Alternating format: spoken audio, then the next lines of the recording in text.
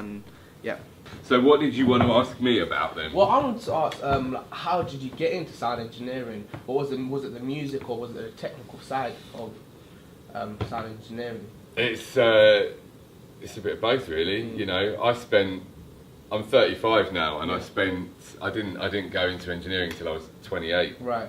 In that period of my life, I spent time in the studio, but that was back in sort of 1993, 94, with some guys who were making techno at the time and were quite well known, and I found myself going, eventually, once you've done the bar jobs and the bits and pieces, eventually going to work in record companies. Yeah.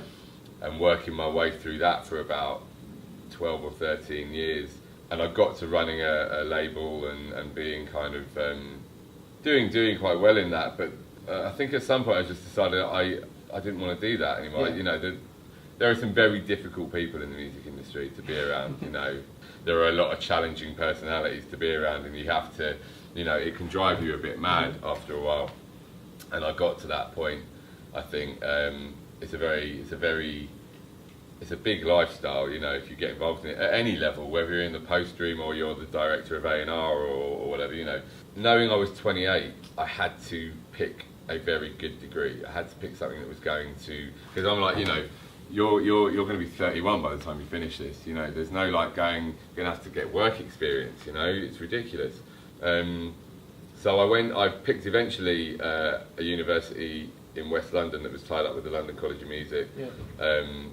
It's changed its name now to the University of West London. I sit on the board now of that as well, right. The alumni board. And I did a music technology degree and found myself going into where you learn about a bit of everything. And you know, I got fascinated by modular synthesis and how sounds are made. But then we got into the engineering. Yeah. And when I finished the degree, I called up a guy called Rob Hallett, right. Who is the president of international touring at AEG, who obviously run that place. And he hooked me up with the people at Indigo. Right. And 4 years later, I've just finished as one of the house engineers there, and taken a job. They're building a new venue in there called the Brooklyn Bowl, and okay. I've just taken a job as a production manager for that. And I'm in charge of all the sound and light and video for a brand new venue, you know, 32,000 square feet. It's a big deal.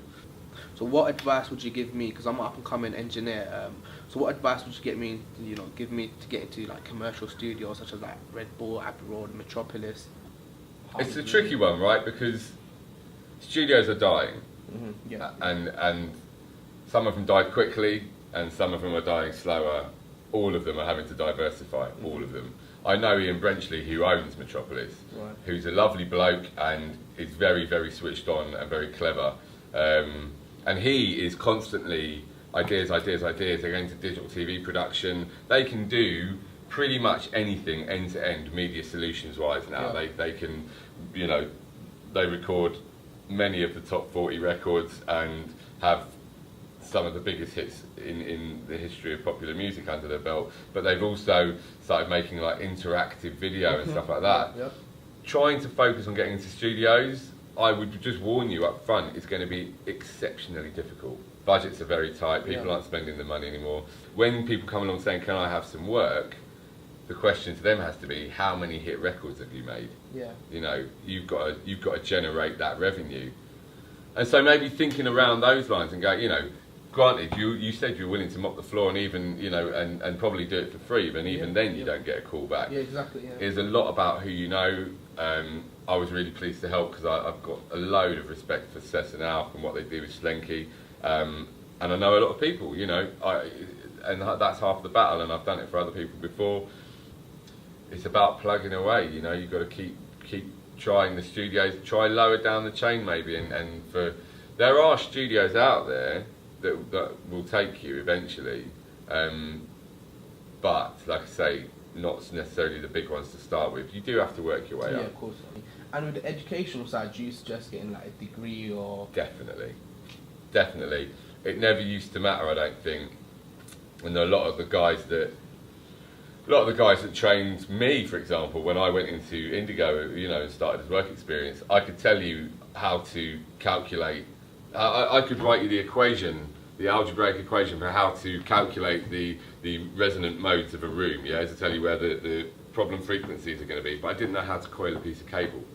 You know, that they hadn't taught me. You know, little things you would learn on the job, yes, but being able to go in and hold a conversation that makes people around you say, yeah, this guy knows what he's talking about, and give you the opportunity, very important. And a music technology degree is a wonderful, wonderful thing to have. My last question was, would it be possible to do work experience with you or assist you in any way?